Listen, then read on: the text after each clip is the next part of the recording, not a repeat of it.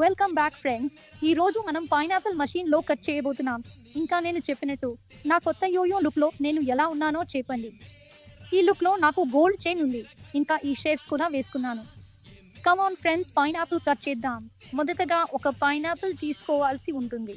సరేనా? తర్వాత దీన్ని మనం ఈ విధంగా మషీన్‌లో పెట్టాలి.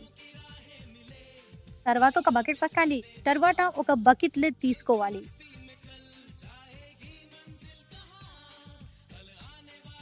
ఇప్పుడు బకెట్ పెట్టాలి. స్టార్ట్ బటన్ నొక్కండి.